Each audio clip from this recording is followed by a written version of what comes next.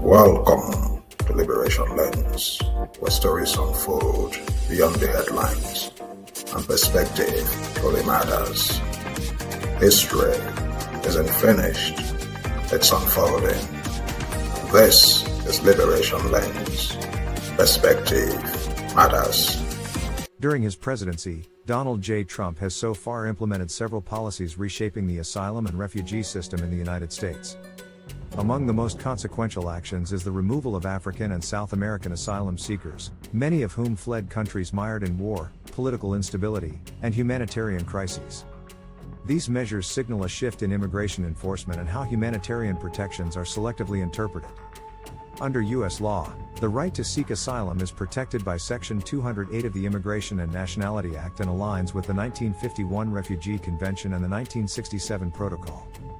These international agreements, designed after World War II, were created to prevent the horrors of forced return, refoulement, to countries where individuals could face persecution or death. The U.S., as a signatory, has both a legal and moral obligation to uphold these protections. To qualify for asylum, an individual must show they have suffered past persecution or have a well-founded fear of future persecution due to one of 5 protected grounds: race, religion, nationality, political opinion, or membership in a particular social group.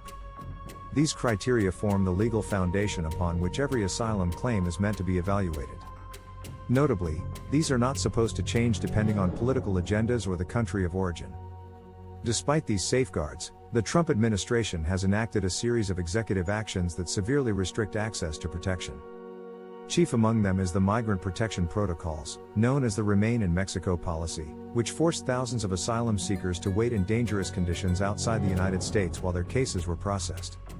Many faced extortion, kidnapping, and violence.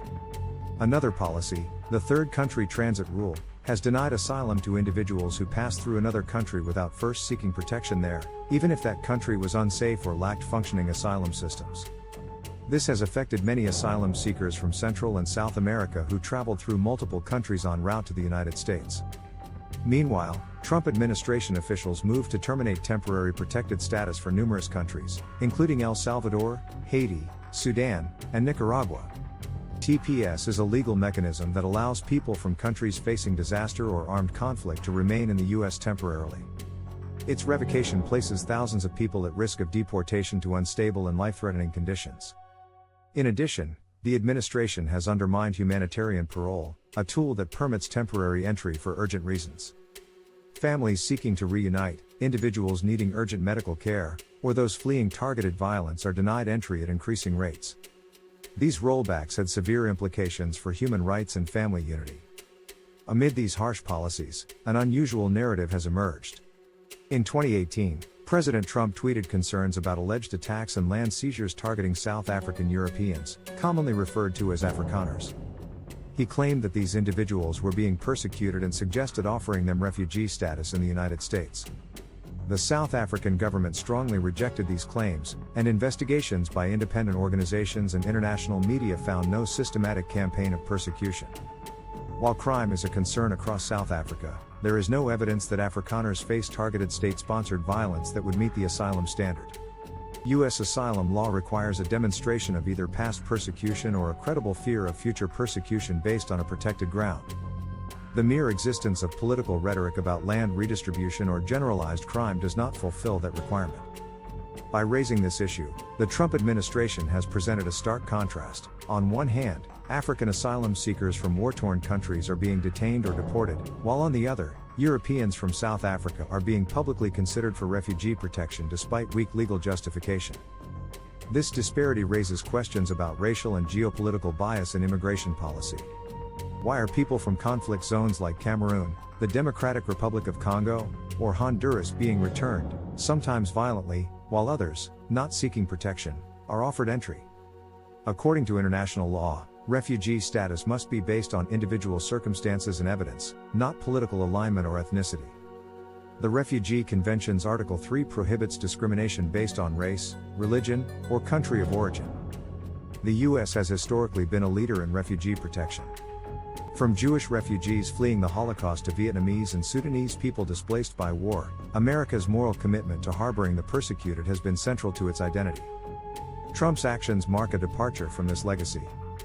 Legal experts, human rights organizations, and former government officials widely criticize the administration's immigration policies. Multiple federal courts blocked these measures, citing violations of due process and administrative procedure.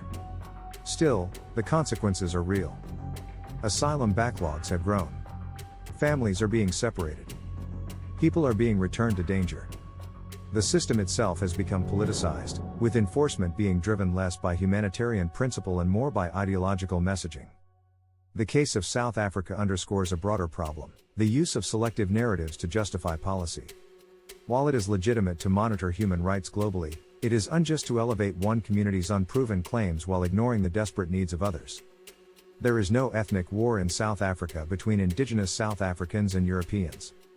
The debate over land reform, while contentious, is a matter of democratic negotiation and constitutional law, not racial persecution. When refugee policy is shaped by geopolitics rather than law, the most vulnerable are excluded. Africans and South Americans seeking protection under U.S. and international law should not be criminalized for their desperation. Asylum is not a favor, it is a right codified in law and born from historical trauma. To apply it selectively is not only unethical but dangerous. We must ask, who is allowed to be a victim? And who is believed? These questions lie at the heart of today's global migration debate. America's future as a leader in human rights depends on its ability to uphold laws without prejudice. Selective empathy erodes that foundation. This is not a partisan issue, it is a humanitarian one. The legitimacy of asylum rests on impartiality, evidence, and the courage to apply the law fairly. This is Liberation Lens, where we ask the questions that challenge dominant narratives. We expose not just the facts, but the power behind how they are used. Because in the end, perspective matters. You have just seen the world through a different lens. Subscribe, comment, share, and help amplify voices that deserve to be heard. Until next time, keep looking deeper. Liberation Lens. Perspective matters.